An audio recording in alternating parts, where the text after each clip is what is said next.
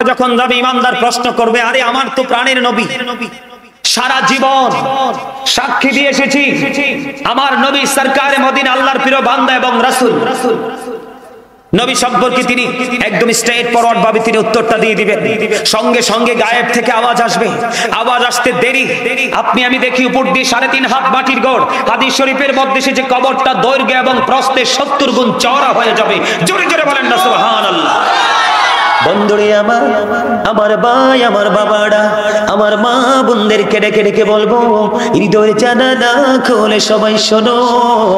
ও বন্ধু, হৃদয় খুলে শোনো। ইমানের প্রথম স্টেপ হলো তোমার কবরে যাওয়ার সঙ্গে সঙ্গে যখন তুমি উত্তর দিয়ে দিবে, নবীকে চিনতে পারবে, গায়েব থেকে আওয়াজ আসবে, কবরটা দৈর্ঘ্যে প্রস্থে 70 গুণ চওড়া হয়ে যাবে, নূরের আলোয় নূরকিত হয়ে যাবে, জান্নাতের গালিচা বিছিয়ে দেওয়া হবে, ফেরেশতারা তার আপ্যায়ন করার জন্য অর্ডার আসবে। তখন ওই মুমিন ব্যক্তি ডেকে ডেকে বলবে, মুমিন ব্যক্তি ডেকে ডেকে বলবে, আমার আপন স্বজন কান্না করতেছে, আমাকে একটু আবার ফিরে যেতে দাও না। ফেরেশতারা সঙ্গে সঙ্গে বলবে, না না, আর তো ফিরে যেতে পারবা না, তুমি আর ফিরে যেতে পারবা না। হাদিস শরীফটা আমি একাধিকবার বন্ধে নজর দিয়েছি, হৃদয় ছুঁয়ে গেছে রে। এমন মুমিন হয়ে যদি কবর পর্যন্ত যেতে পারতাম, এমন প্রিয় হয়ে যদি কবর পর্যন্ত যেতে পারতাম, তাহলেই হতো জীবনটা ধন্য। বন্ধুরি আমার, সঙ্গে সঙ্গে বলবে ফেরেশতারা, না না, আর যেতে পারবা না, তুমি নতুন বরের মতো, নতুন দুলার মতো তুমি ঘুমিয়ে যাও, যতক্ষণ না পর্যন্ত তোমার প্রিয়জন তোমাকে না ডাকবে। জোরে জোরে বলেন না সুবহানাল্লাহ। আরেকটা মজার হাদিস আমি আপনাদেরকে শোনাই। মুমিন যারা কবরে আমরা যাব, ও বন্ধু, বাড়ি আমরা সবাই সাজাই, কিন্তু আপন প্রিয় আপন প্রিয় জায়গা সাজানোর চিন্তা আমাদের নেই। আমি আপনাদেরকে বলবো, মুহাম্মদ ইবনে নসর রাদিয়াল্লাহু তাআলা আনহুর বাবা, ওনার একটা প্রিয় কাজ ছিল, সবচেয়ে বেশি প্রিয় ছিল। মানুষ যখন মারা যায় তো তিনি জানাজায় অংশগ্রহণ করতে পারলে তিনি অনেক বেশি খুশি হতেন। তিনি ধারাবাহিকভাবে মানুষ মরলে তিনি জানাজায় যাইতে যাইতে যাইতে যাইতে হঠাৎ করে একদিন এক জানাজায় গেল। জানাজা যাওয়ার পরে রীতিমতো অন্যান্য জানাজার দিনের মতো তাকে দাফন করা হলো, কাফন পরিয়ে তাকে দাফন করানো হলো। ধীরে ধীরে সব মানুষ তার কবর থেকে চলে যাচ্ছে। হঠাৎ করে দেখতে পাইলেন ওই মুহাম্মদ ইবনে নসর রাদিয়াল্লাহু তাআলা আনহুর বাবা, তিনি দেখতে পাইলেন যে দুইটা নূরানি মানুষ যেন ওই নতুন কবরটার মধ্যে বন্ধ প্রবেশ করতেছে। তিনি আশ্চর্য হয়ে গেলেন। জীবনে কোনোদিন এমন গল্প তো শুনিনি, জীবনে কোনোদিন এমন সিম্পটম দেখিনি। কি রে, নতুন কবর হলো, কবরের মধ্যে নূরানি দুইজন মানুষ আমি দেখলাম মানব স্রোতে ঢুকছে, যেটা আমি জীবনে কোনোদিন দেখিনি। তারা কারা? তিনি কোনো উত্তর পাচ্ছেন না, তিনি কোনো সমাধান খুঁজে পাচ্ছেন না। তিনি কবরের পাড়ে দাঁড়িয়ে রইলেন। বন্ধুরে আমার, তিনি 10 বার সূরা ইয়াসিন তেলাওয়াত করলেন, 10 বার সূরা মুলুক তিনি তেলাওয়াত করলেন। করতে করতে করতে করতে হঠাৎ করে দেখতে পেলেন একজন চলে যাচ্ছে, একজন চলে যাচ্ছে, এখনো পর্যন্ত আরেকজন যাচ্ছে না। তিনি কি করলেন? তিনি বলতেছে, আমি এই রহস্যের জট আমি উদ্ঘাটন করব, রহস্যের জট আমি উদ্ঘাটন করো ছাড়া এখান থেকে যাব না। বন্ধু, তিনি যখন সূরা ইয়াসিন এবং সূরা মুলক 10 বার যখন তেলাওয়াত করলেন, করতে করতে তেলাওয়াত শেষ হয়ে গেল। হঠাৎ করে তিনি দেখতে পাইলেন কবরটা সঙ্গে সঙ্গে বন্ধু দুটো টুকরো হয়ে গেল। দুটো টুকরো হইতে দেরি, হঠাৎ করে তিনি দেখতে পাইলেন এতক্ষণ পর্যন্ত যিনি এখানে বসেছিলেন, এই কবরের মধ্যে ছিলেন, তিনিও বের হয়ে চলে যাচ্ছেন। মুহাম্মদ ইবনে নসর রাদিয়াল্লাহু তাআলা আনহুর বাবা একটা ডাক দিয়ে বললেন, আপনি কে গো? আপনারা দুজন এসেছিলেন, একজন অনেক আগেই চলে গেল, আপনি এখনো পর্যন্ত রয়েছেন, এখন আপনি চলে যাচ্ছেন, কি গো আপনার পরিচয়? এবার উত্তর দিলেন, আমরা দুজন হলাম আল্লাহর ফেরেশতা, যিনি আজকে কবরে প্রবেশ করেছেন তিনি হলেন আল্লাহর প্রিয় বান্দা। আল্লাহ রাব্বুল আলামিন আমাদেরকে পাঠিয়ে দিয়েছেন। আমার ওই প্রিয় বান্দা যদি প্রশ্নের জবাব দিতে না পারে, তোমরা কি করবে? তাকে প্রশ্নের উত্তরগুলো শিখিয়ে দিও। জোরে জোরে বলেন না সুবহানাল্লাহ। বন্ধুরে আমার, আপনাদেরকে বলে যাই, যারা 100% রাসূল প্রেমিক তাদের জন্য বুখারী শরীফের মধ্যে এসেছে হাদিসখানা, তাদের মাত্র কবরে প্রশ্ন হবে একটা। কয়টা? মাত্র প্রশ্ন হবে একটা। সেই প্রশ্নটা হবে রাসূল নিয়ে। বন্ধু, নবী সম্পর্কে ওই মুমিন উত্তর দেওয়ার আগে আল্লাহ রাব্বুল আলামিনের কাছে আপনার আমার প্রাণের নবী দরখাস্ত করে দিবে, আল্লাহ গো, আমার এই গোলামকে তো আমি চিনি, জীবন ভর আমার কদমে সালাম দিয়েছে, জীবন ভর পর সালাম দিতে কোনো তাকে জীবনে কত মানুষ তাকে বেদাতি বলেছে, তাকে অপরাধী বলেছে, কিন্তু সে কোনোদিন প্রেম ছাড়েনি। বন্ধুরে আমার, একটা প্রশ্নের উত্তর হবে, সঙ্গে সঙ্গে নবীজি তার পরিচয় দিয়ে দিবে। আল্লাহ রাব্বুল আলামিন তার কবর জান্নাত বানিয়ে দিবে। জোরে জোরে বলেন না সুবহানাল্লাহ, আর জোরে বলেন সুবহানাল্লাহ। বন্ধুরে আমার, আমি আপনাদেরকে বলি, কেউ যদি বলে নবীকে সালাম দেওয়া যাবে না, আপনারা তার পক্ষ নেবেন না। তার কারণ হলো আল্লাহ রাসূল হযরতে আলী রাদিয়াল্লাহু তাআলা আনহু থেকে হাদিস বর্ণিত, রাসূল বলেছেন, ক্বালা মান সাব্বা নাবিয়া ফাকতুলুহু ওয়া মান সাব্বা সাহাবী ফাদরিবুহু। আমার নবী বলে দিয়েছেন, নবীকে যারা গালি দিবে, নবীর ইজ্জতের চাদর ধরে যারা টান দিবে, নবীর অসম্মান যারা হানি করবে, উম্মতকে অর্ডার করেছেন নবী তাদেরকে হত্যা করে ফেলো। ওয়া মান সাব্বা সাহাবী ফাদরিবুহু, সাহাবায়ে কেরামদেরকে যারা গালি দিবে, তাদের ইজ্জতের চাদর ধরে টান দিবে, তাদেরকে তোমরা বাইন্দা পিটাও, তার মানে প্রহার করো। জোরে জোরে বলেন আল্লাহু আকবার। আমি আপনাদেরকে বলি, এখন দেখবেন বিশেষ করে হেফজখানা থেকে ছোট্ট ছোট্ট বাচ্চাগুলো আপনার কি করে আসে, হাফিজি পড়া শেষ করে এসে দেখবেন ফতুয়া দেওয়া শুরু করে দেয়। ফতুয়া যেই কোনো লোক দিতে পারে না, যোগ্যতা দক্ষতা যার আছে সে দিতে পারবে ফতুয়া, ঠিক কিনা বলেন? এখন দেখবেন বাংলাদেশের আনাজ কানাচে শুধু ফতুয়া নবী সম্পর্কে। কেউ বলে নবী আমার মতো, আর রাসূল চ্যালেঞ্জ করছে আজ থেকে 1450 বছর আগে, ক্বালা আইয়ুকুম মিসলি, তোমরা কে আছো আমার মতো।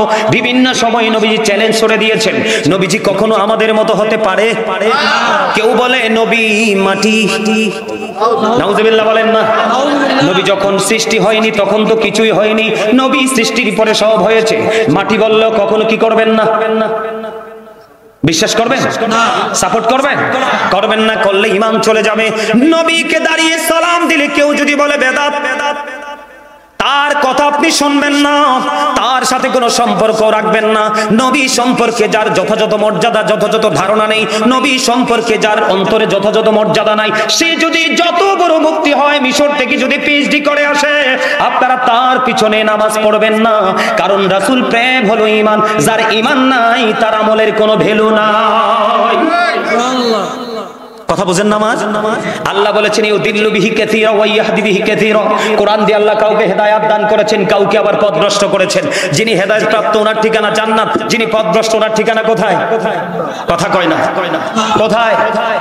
নবীকে দাঁড়িয়ে সালাম দেওয়ার দলিল কোরআনেও আছে, হাদিসেও আছে। সূরা ফাতির 9 নম্বর আয়াতে দেখেন, ওয়া তুআযিরুহু ওয়া তুওয়াক্কিরুহু।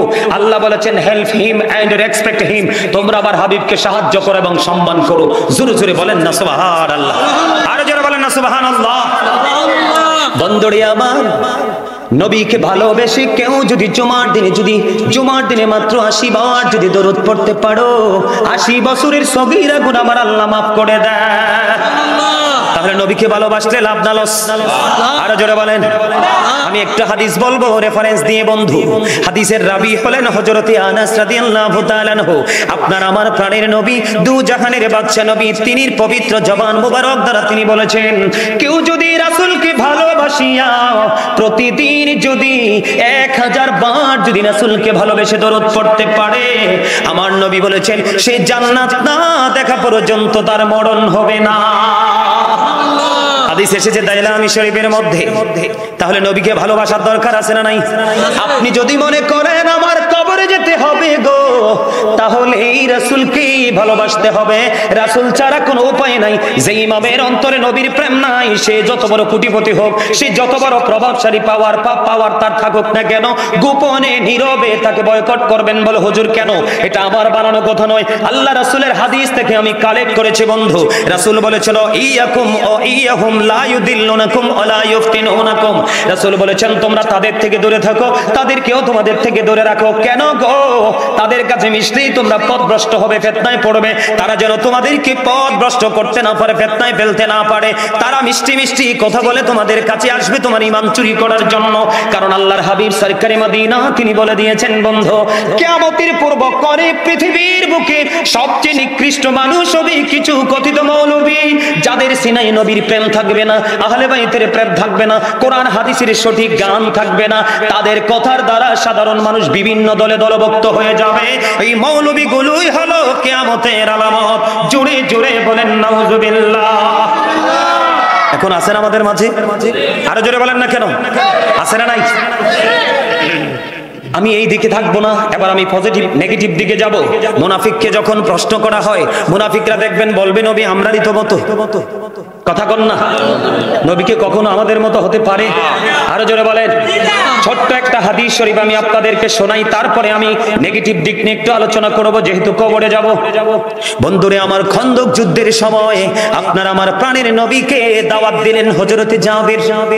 হযরতে জাবের রাদিয়াল্লাহু তাআলা আনহু কয়েকজনকে নিয়ে জাবেরের বাড়িতে দাওয়াত খেতে যেতে বললেন। বলার সঙ্গে সঙ্গে নবীজি খন্দকের ময়দানে সকল মুহাজির সকল আনসারদেরকে দাওয়াত দিয়ে দিলেন, তোমরা সবাই চলো রে, তোমরা সবাই চলো। জাবের দাওয়াত দিয়েছে, দলে দলে সবাই জাবেরের বাড়ির দিকে রওনা হলো। জাবের দৌড়ে চলে গেলেন, গিয়ে বিবিকে বললেন, বিবি বিবি গো, নবীকে বললাম কয়েকজন নিয়ে আসতে, নবীজি সবাইকে নিয়ে আসছে। ওখানে একটা ছাগলের বাচ্চা রান্না করা হচ্ছে, মাত্র 350 আটার রুটি বানানোর প্রক্রিয়া চলছে। এই জন্য বলেছে এই অল্প কিছু সংখ্যক মুহাজির আনসার নিয়ে যাওয়ার জন্য। আমার নবী সবাইকে নিয়ে রওনা দিলেন।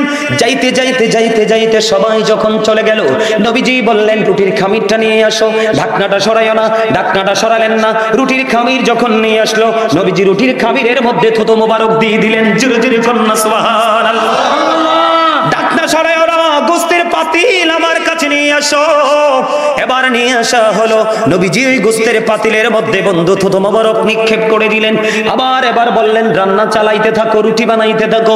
রুটি বানাইতে বানাইতে খাওয়াইতে খাওয়াইতে 1000 মুহাজির আনসারকে খাইয়ে দিলেন। যেমন পাতিলের গোস্ত তেমন রয়ে গেল, এবং যেমন রুটির খামির তেমনই রয়ে গেল। হাদিস শরীফের মধ্যে সে যে মনে হয় যেন কেউ এই খাবারে হাতে দেয়নি। আর আপনার আমার থুতু তো থাক দূরের কথা, হাত যদি যারা দেই সারছে মুখে দিবে কেউ? কথা কয় না, দিবে? কখনোই মুখে কেউ দিবে? নবী আমার মতো, নবীজির প্রস্রাব মোবারককে বরকতময় দাসী ও মেহমান জান্নাতি হয়ে গেছে। উহুদের ময়দানে থাকাকালীন নবীজি 27টি যুদ্ধ করেছেন। সবচেয়ে বড় যুদ্ধ উহুদের যুদ্ধ। উহুদের ময়দানে মালিক বিন সিনান রাদিয়াল্লাহু তাআলা আনহু নবীজির রক্ত মোবারক চষে জান্নাতি হয়ে গেছে। সুবহানাল্লাহ। আপনারা মজা পান না আমার ওয়াজে, কারণ আমি আপনাদের কাছের তো আসতেছে বড় বড় হুজুররা, একটু পরে মজা পাবেন। আলহামদুলিল্লাহ বলেন।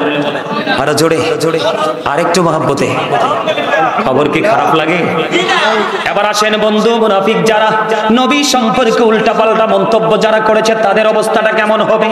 মুনাফিক সম্পর্কে তথ্য দিব, তিনি নিশ্চিত করে কোন নবী সম্পর্কে উত্তর দিতে পারবে না। অন্যরা যেমন ভাবতো আমিও তেমন ভাবি, অন্যরা যেমন মনে করতো আমিও নবীকে তেমন মনে করি। গায়েব থেকে আওয়াজ আসবে, মাটি মাটি রে, সারা জীবন আমার হাবিবের সাথে বেয়াদবি করলো, কোনদিন কিতাব খুলেনি, কোনদিন কোন কিতাব ওয়ালার সাথে সম্পর্ক রাখিনি, বিবাদটাকে প্রসারিত করার চেষ্টা করেনি, এটাকে অ্যাক্টিভ করার চেষ্টা করেনি। মাটির উপর থেকে দেখেছি এই মাটি বানাইলাম আমার হাবিবের প্রেমে, তারে বানাইলাম আমি আমার হাবিবের কারণে, তার মনে যা চেয়েছে তাই করেছে। মাটি রে, মুনাফিককে তুমি একটা চাপ দাও। কি করো? কথা কয় না। আর এটি আমার কথা না তো, এটা হাদিস শরীফ। তো কি করো? হাদিস শরীফের মধ্যে আসছে, রাসূল বলেছেন বিলিভার্স লাভ দ্য প্রফিট, ঈমানদাররা নবীকে ভালোবাসবে। Hypocrites don't love the profit, মুনাফিকরা নবীকে ভালোবাসবে না।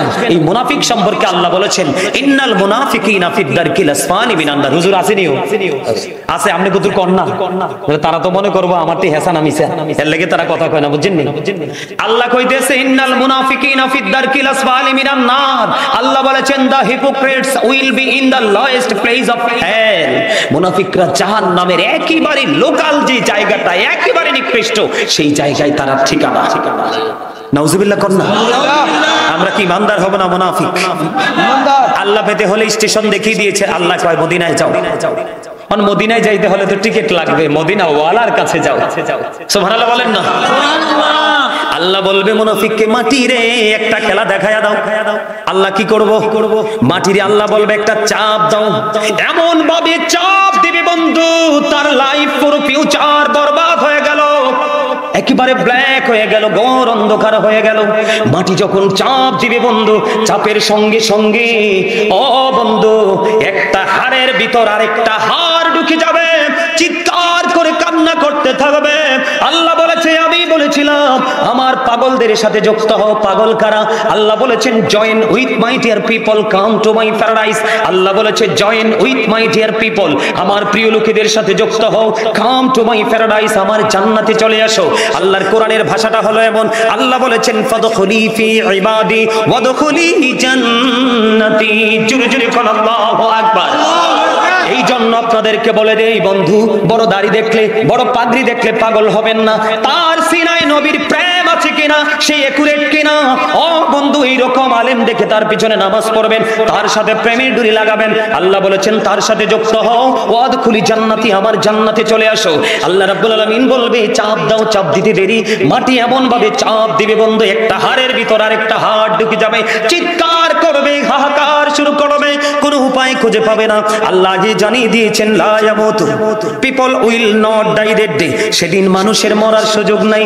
আল্লাহ বলেছেন ফিহা ওয়ালা ইয়াহইয়া, people will not be able to live that day, সেদিন মানুষের বাঁচার সুযোগ নাই। আল্লাহ বলেছেন ওমা হুম আনহা বিগাইবিন, people will not be able to escape that day, সেদিন মানুষ সেখান থেকে অদৃশ্য হওয়ার কোনো সুযোগ নাই।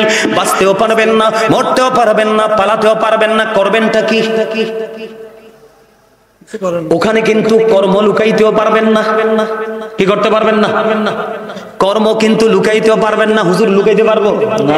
কোরআন শরীফের 30 পারা বাড়িতে যেয়ে খুলে দেখবেন, একবারে কোট করে বলছি, কোরআন শরীফের 30 পারা সূরা ইনফিতর খুলে দেখবেন। আল্লাহ বলে দিয়েছেন ওয়া ইদাল কুবুরু বুসিরাত আলিমাত নাফসুম মা কদ্দামাত ওয়া আখরাত। জোরে জোরে বলেন আল্লাহু আকবার। আল্লাহ রাব্বুল আলামিন বন্ধু জানিয়ে দিয়েছেন কবরটা যখন উন্মোচিত হয়ে যাবে, আপনারা আমরা প্রত্যেকেই জানতে পারবে কে কি করেছি আর কি করিনি। দোকানে যদি সিসি ক্যামেরা লাগায় ভয় পান, রাস্তার মোড়ে সিসি ক্যামেরা লাগাইলে ভয় পান, ঠিক কিনা বলে? আইরে ধরা তো পড়ে যাব। কিন্তু আমরা এত বোকা মুসলমান, পৃথিবীর জিকির করতে করতে আল্লাহ রাসূলের জিকির ভুলে গেছি। বলতে বলতে বলতে বলতে চিরস্থায়ী 2টা সিসি ক্যামেরা যে আপনার সাথে চিরস্থায়ী সেটিং করা আছে, সেই সিসিটিভির কথা ভুলে গেছে। কথা কন না কেন? আরো জোরে। এখন তার কবর থেকে কিন্তু তার গলত ফায়সালা শুরু হয়ে গেল।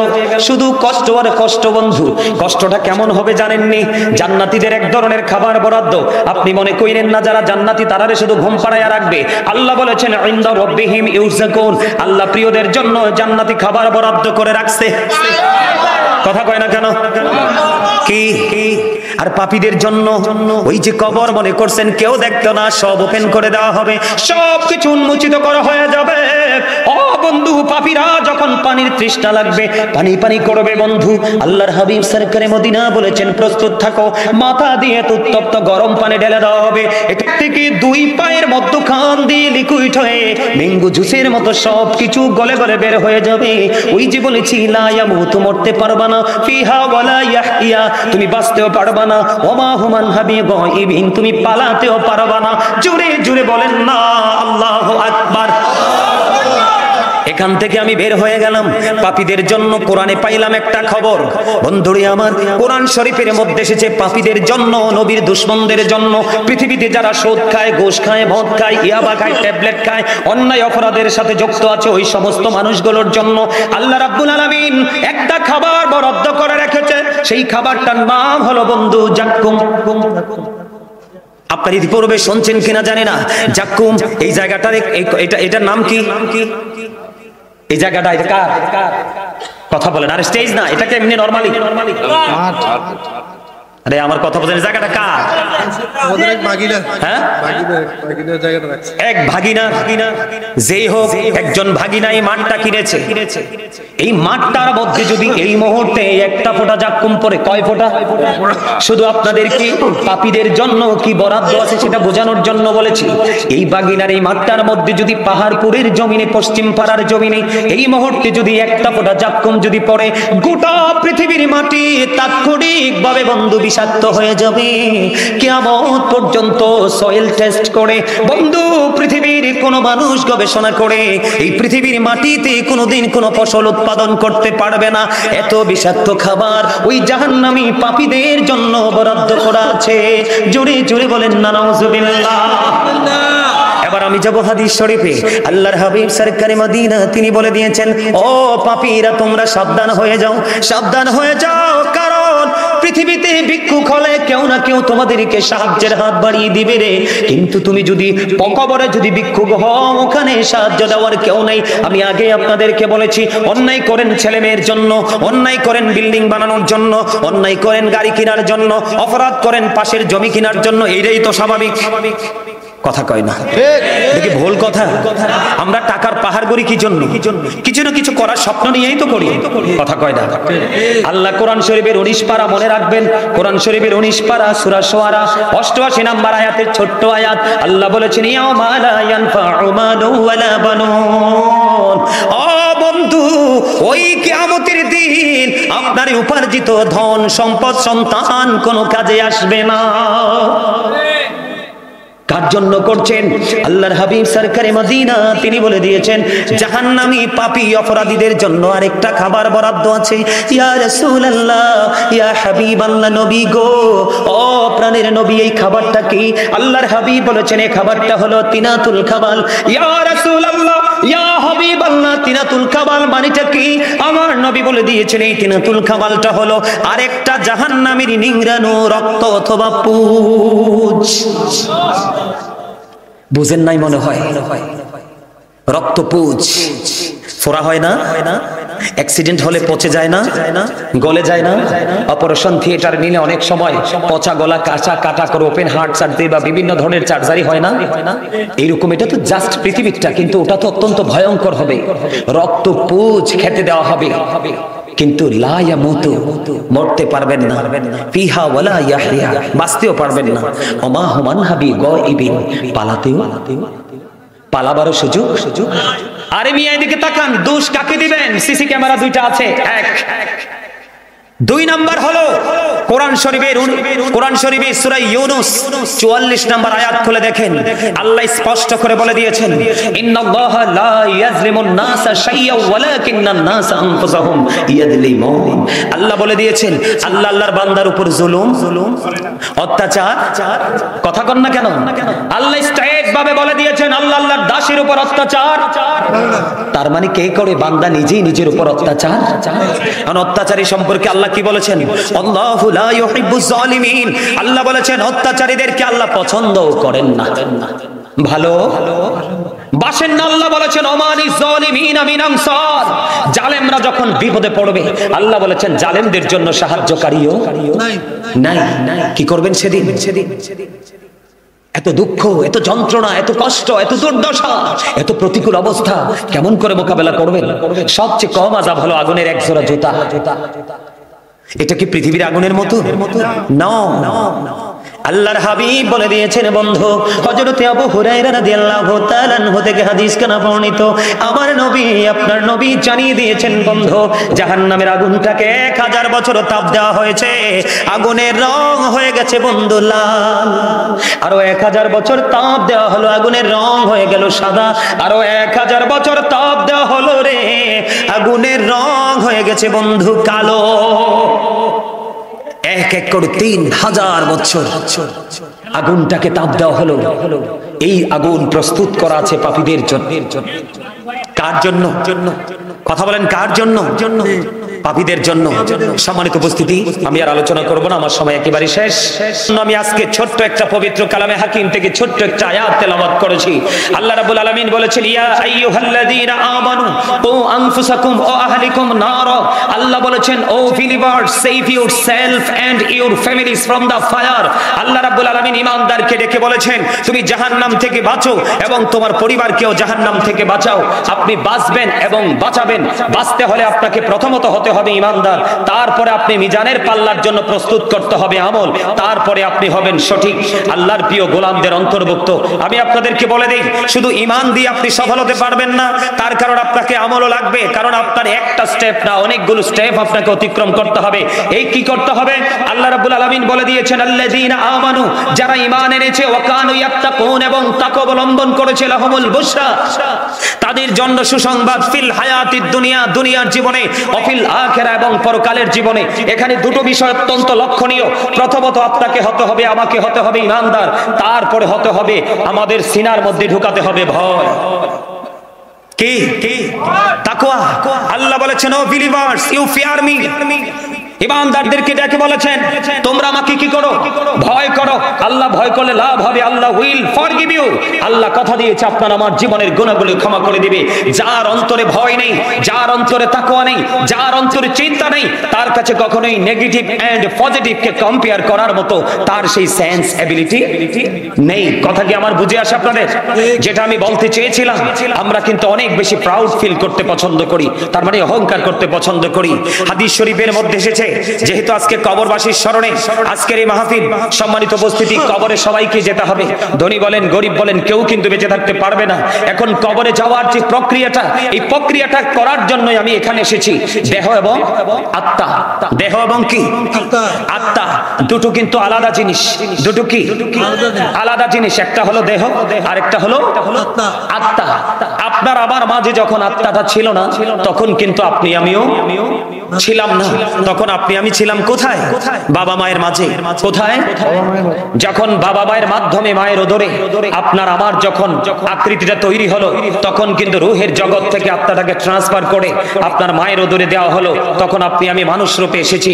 আপনি আমি আসার পরে আপনার আমার নাম রাখা হয়েছে, আপনি আমি এত বড় হয়েছি। আর একদিন হঠাৎ করে দেখতে পাবো আমরা যে আমাদের মধ্য থেকে পাখিটা আবার কি হয়ে গেছে, চলে গেছে। তখন কিন্তু আপনার আমার নামের আগে একটা শব্দ যুক্ত হবে, মরহুম। তার মানে you are dead, I am a dead. আপনি আমি আমরা সবাই মৃত বলে ঘোষিত হব। এই জীবন এবং মৃত্যুর মধ্যে পার্থক্য হলো দেহের মধ্যে আত্মাটা থাকা এবং না থাকা। তাই তো? দেহে যতক্ষণ আত্মা আছে ততক্ষণ আপনি আমি আছি।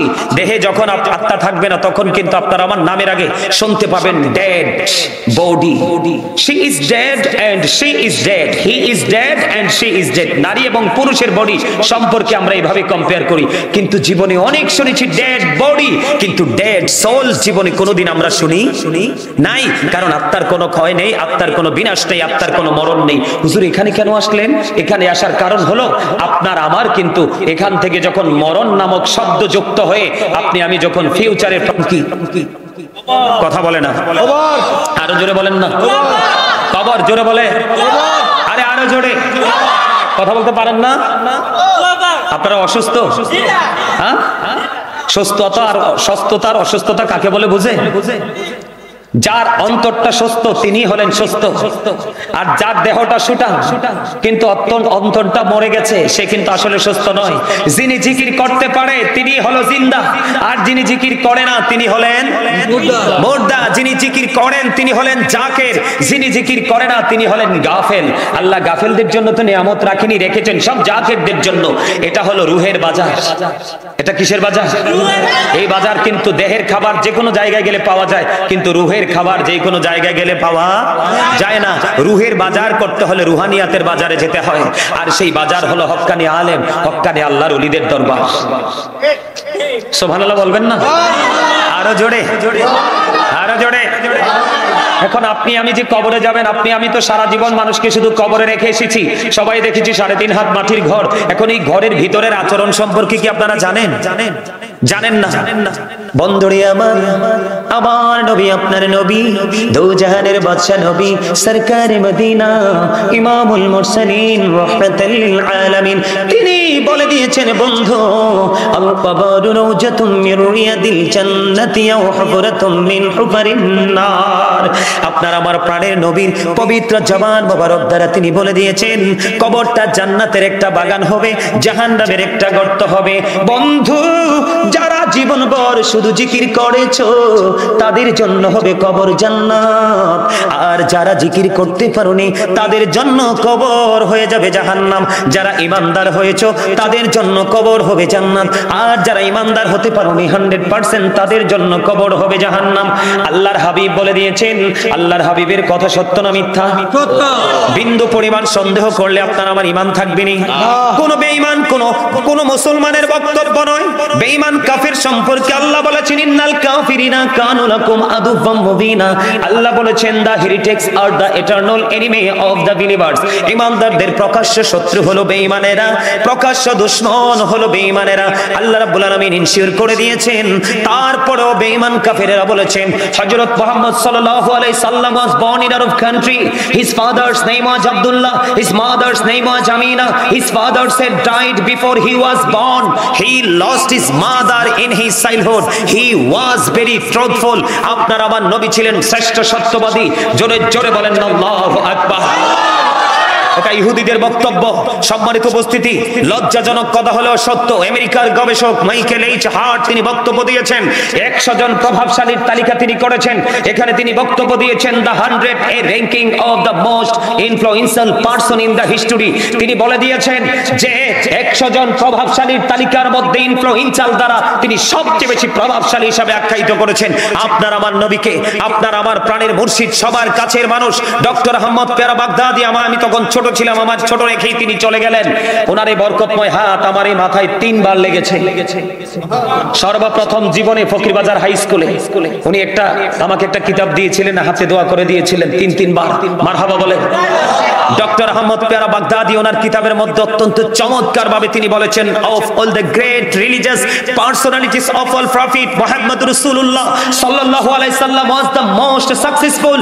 তিনি বলেছেন পৃথিবীর বুকে যতগুলো নবী রাসূল এসেছে, এই নবী রাসূলগুলোর মধ্যে ইমামতি থেকে রাজনীতি, রাজনীতি থেকে ইমামতি, প্রত্যেকটা জায়গায় আপনার আমার প্রাণের নবী ছিলেন সফল। সুবহানাল্লাহ। আজকে কি আপনি আমি সফল? আমরা কিন্তু সুন্নি জামাত দাবি করি, আমরা কি আজকে সাকসেস হতে পেরেছি? কথা বলেন না কেন? আমরা কি সফল পারসন হিসেবে নিজেকে প্রিপেয়ার করতে পেরেছি? পারিনি। কেন পারিনি? পৃথিবী আমাদেরকে পাগল করে দিয়েছে, মাতাল করে দিয়েছে। এই পৃথিবী আপনাকে জাহান্নাম পর্যন্ত পৌঁছে দিবে। আমার আলোচনাটা, সম্মানিত উপস্থিতি, আমার দিকে তাকান। আপনাকে আল্লাহ রাসূল 3টা দায়িত্ব দিয়েছেন। আমি যে বলেছিলাম, তারপরে আমি কবরে আবার ফিরে আসছি। আল্লাহ রাসূল বলেছেন আদিবু আওলাদাকুম আলা তালাতি হুসানিন হুব্বি নাবিকুম ওয়া হুব্বি আহলি বাইতিহি ওয়া আলা কিরাআতিল কুরআন। রাসূল বলেছেন তোমরা তোমাদের সন্তানদেরকে 3টি বিষয় শিক্ষা দাও। এর মধ্যে প্রথম বলেছেন হুব্বি নাবিকুম, teach the love of the prophet. নবীর প্রেম শেখাও, কারণ নবীর প্রেম হলো ঈমান এবং এটা আমাদের জন্য ফরজ। হুজুর কি বলেন? এটা আমাদের জন্য ঈমান এবং ফরজ। এরপরে বলেছেন হুব্বি আহলি বাইতিহি, টিচ ফ্যামিলি লাভ। নবীর পরিবারের ভালোবাসাও শিখাও, কারণ এটাও আমাদের জন্য ঈমান এবং এটা আমাদের জন্য ফরজ। জোরে জোরে বলেন আল্লাহু আকবার। দেখবেন বাসের পিছনে, বিভিন্ন গাড়ির পিছনে সুন্দর করে একটা প্রবাদ লেখা হয়, সন্তানকে নামাজ শেখাও। আমি কিন্তু এগুলো ফলো করি, কিন্তু এই পর্যন্ত দেখিনি কোন গাড়ির পিছনে এই কথাটা কোনোদিন কোনো কেউ লেখেনি যে সন্তানকে আগে ঈমানের ট্রেনিং দাও। আপনারা দেখবেন যখন ঘুরবেন, আমার তো বাংলাদেশ আরো 4-5 বছর আগেই আল্লাহ ঘোরার সফর শেষ করে দিয়েছে, শেষ করার তৌফিক দিয়েছে। তার পাশাপাশি দেশের বাহিরে কয়েকটা দেশ আমি সফর করে এসেছি, একটা টাকাও আমার পকেটে লাগেনি। মারহাবা বলে। এটা কেন হয়েছে জানেন? প্রথমত আল্লাহর রহমত, মদিনাওয়ালার নেগাই করব, আর বিশেষ করে আমার এই গ্রামের অসংখ্য মা বোনদের দোয়া, ভাই বাবাদের দোয়া। আমার প্রত্যাশা আমি আরো অনেক দূর এগিয়ে যাব আপনাদের দোয়ায়, বরকতে। আপনারা কি চান না অনেক দূর এগিয়ে যাই? সবাই চান? মারহাবা বলেন, আরো জোরে বলেন। সম্মানিত উপস্থিতি,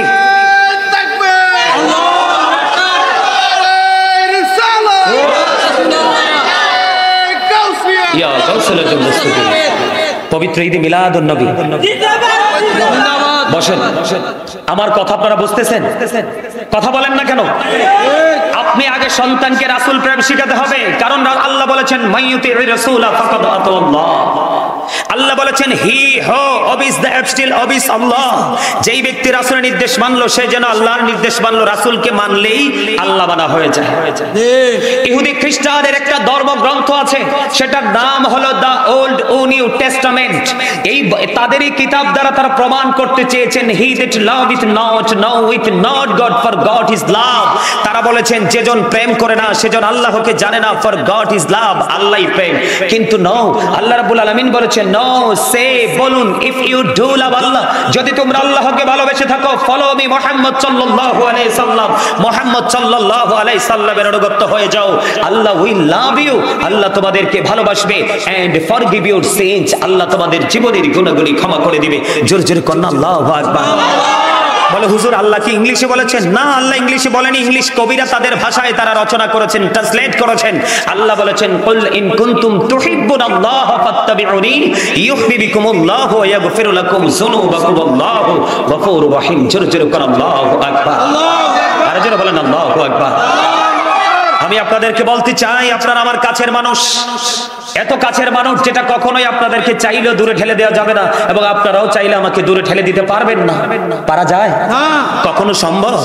এটা আমি আমার ব্যক্তিগত মত ব্যক্ত করছি না, কোরআন হাদিসের দৃষ্টিভঙ্গি থেকে বলছি। সম্মানিত উপস্থিতি, আমি আজকে কবর নিয়ে আলোচনা করতে চাই, এর জন্য বিভিন্ন প্রাসঙ্গিক আলোচনা আমি আপনাদেরকে করেছি। এই কারণে করেছি কারণ কবরে যে রাসূল বলেছেন দুটো রূপে রূপান্তরিত হবে। কয়টা? দুটো। এর মধ্যে ইমানদার এবং মুনাফিক। ইমানদার যখন কবরে যাবে, রাসূল সম্পর্কে প্রশ্ন করা হবে, ইমানদার সঙ্গে সঙ্গে উত্তর দিয়ে দিবে, আমি সারা জীবন সাক্ষী দিয়েছি। এই এই এই হ্যাঁ তো কথা বলে কেন? কি সমস্যা কি? এখানে কোরআন এবং হাদিসের কথা হচ্ছে। আমাকে ভালো না লাগলে I say go to your seat. Stop your mouth everybody. জবানকে বন্ধ রাখতে হবে, কারণ এখানে কোরআন হাদিস আমাকে ব্যক্তিগতভাবে ভালো নাই লাগতে পারে। তোমার কাছে এটা নাথিং মনে হতে পারে, এটাই স্বাভাবিক, এটা তোমার ব্যক্তিগত চিন্তা। কিন্তু আলোচনা হচ্ছে কোরআন এবং হাদিসের। আমি আলোচনা করব আর তুমি কথা বলবে, এটা বেয়াদবি। এটা কি বেয়াদবি? সবার কাছে কি সবাইকে ভালো লাগে? কোশ্চেন কালেও না। মায়ের যে 5টা সন্তান, 4টা সন্তান, 3টা সন্তান, এখানে একজন বাবা আছে, এখানে একজন বাবা আছে, এখানে একজন বাবা আছে, ওনাদেরকে জিজ্ঞেস করবেন, অথবা আপনারাও বাবা আছেন, আপনাদের সব সন্তানকে একরকম মায়া লাগে? বুঝে নিতে হবে, এখানে কথা বলা যাবে না, এটা ব্যক্তিগত কথা বলার জায়গা না। আপনারা আজকে আমাকে টিচার মনে করতে হবে। আপনারা এখানে দাড়ি পাকা বাবার বয়সী, আমার এখানে বাবার বয়সী, চাচার বয়সী সবাই, কিন্তু আমার কাছে আপনারা আজকে স্টুডেন্ট। আপনারা সবাই আমার ছাত্র। যদি আপনি মনে করেন আমি ছাত্র আজকেরই, হুজুর এটা কি একটা ক্লাস না? এটা ক্লাস, এটা প্রফেশনালি একটা টিচিং প্রফেশন। আপনারা কি শিক্ষা নিচ্ছেন না? শিক্ষার জন্য আসছেন না? গুনাহ মাফের জন্য আসছেন না? তো অবশ্যই আপনাদেরকে ভদ্রতার সাথে বসতে হবে, নমনীয়তার সাথে বসতে হবে, আদবের সাথে বসতে হবে। ঠিক আছে? সম্মানিত